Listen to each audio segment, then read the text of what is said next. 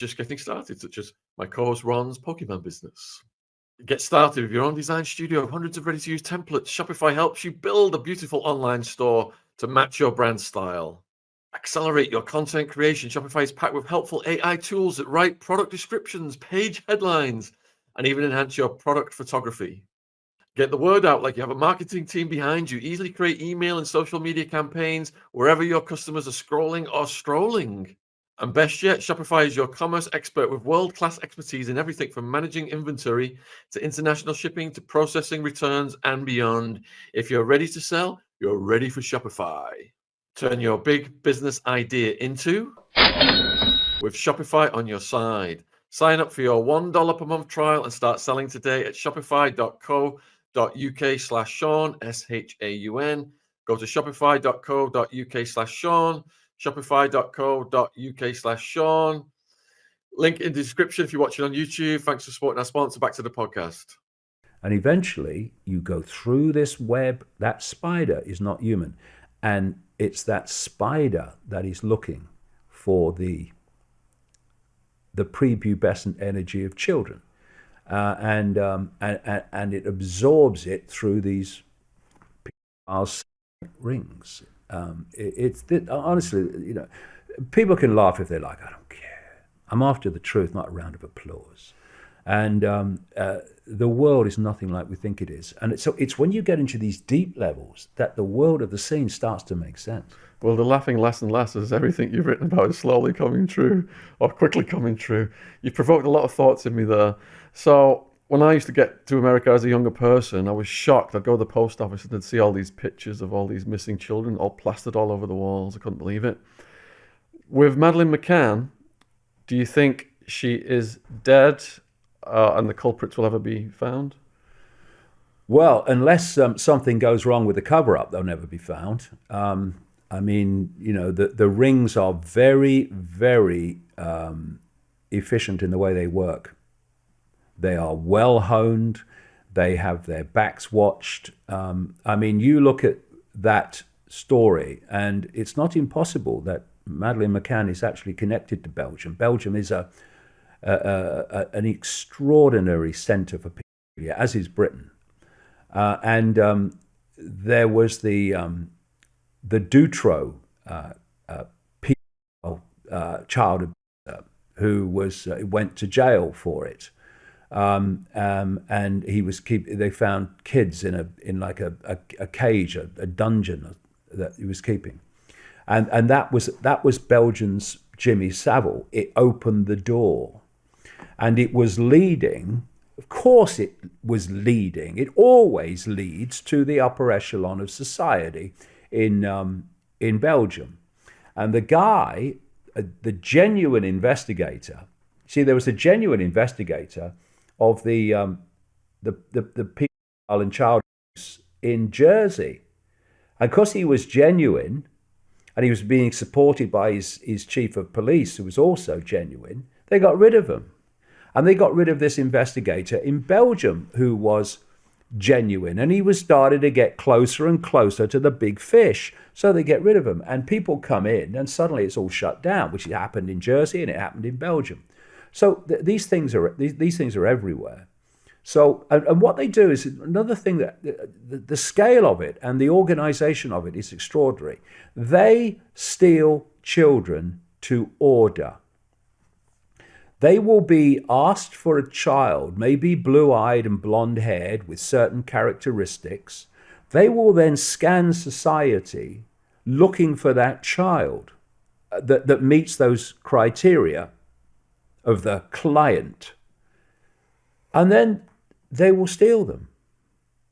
I've met people who've been in mind control projects in America. I met one in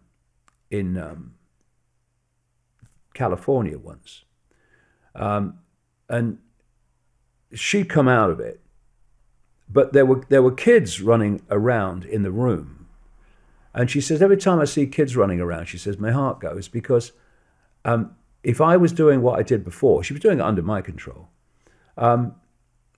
any of those kids, I'd have them away, and you never see them again.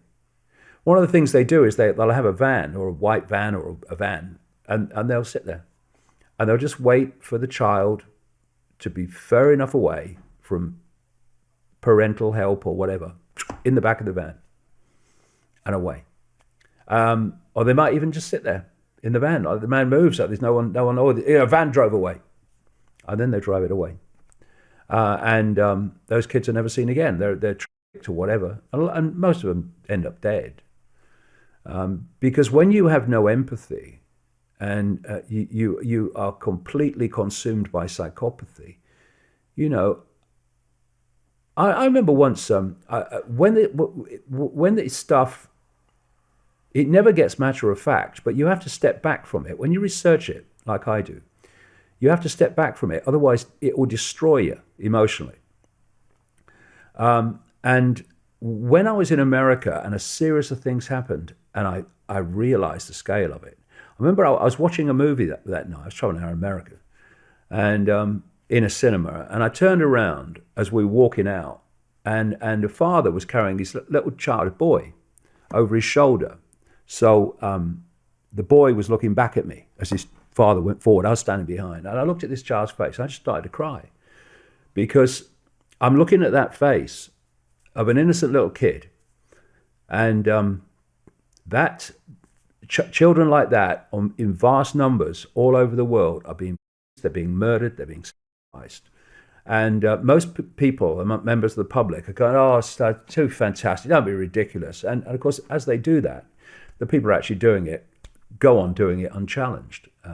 And that's what I've named so many of them. I've named in my book since the 1990s, Father George Bush and Ted Heath. And I mentioned Lord McAlpine in regard to people in The Biggest Secret in 1998.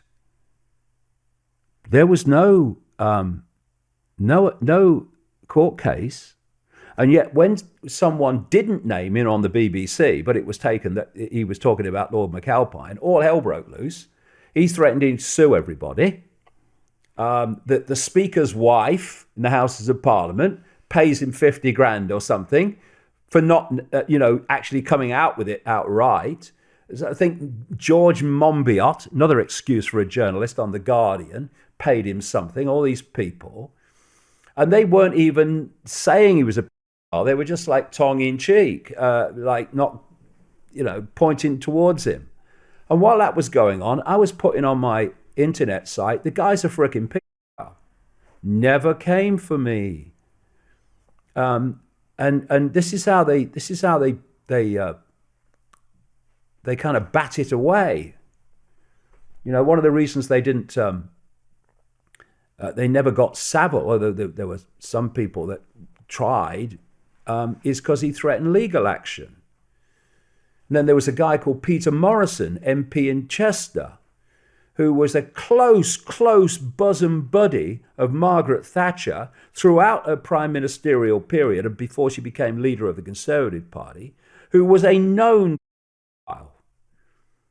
Edwina Currie, a Conservative MP, in her diaries, said that she was worried, in one of her diary entries, she was worried that Peter Morrison was going to be given a job by Margaret Thatcher that might be damaging the Conservative Party because, of course, he's a known pedophile. And she says in the diary that Norman Tebbit, who was chairman of the Conservative Party, had talked to talk to the MP, Peter Morrison, about his activities, but Peter Morrison promised to be discreet.